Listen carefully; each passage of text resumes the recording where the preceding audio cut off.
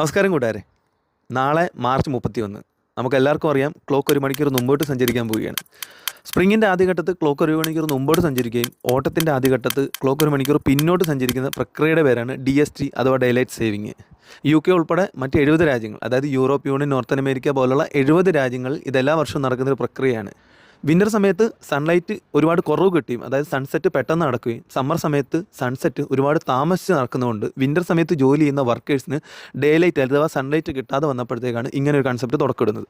1784 Benjamin Franklin എന്ന് പറഞ്ഞ വ്യക്തിയാണ് ഈ ഒരു കൺസെപ്റ്റ് ആദ്യമായിട്ട് തുടക്കം കൊണ്ടുവന്നത്.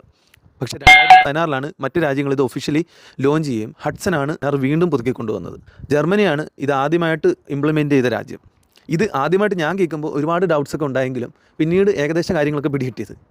UK 99% ആൾക്കാർക്ക് ഇത് അറിയാവുന്നതാണെങ്കിലും പുതിയതായിട്ട് വന്നവർക്ക് ഇതൊരു പുതിയ അനുഭവമായിരിക്കും. പക്ഷേ ആദ്യമായിട്ട് കേട്ടവർക്ക് എന്തായിരുന്നു നിങ്ങളുടെ അനുഭവം എന്ന് ജസ്റ്റ് കമൻറ്റ് ചെയ്യും.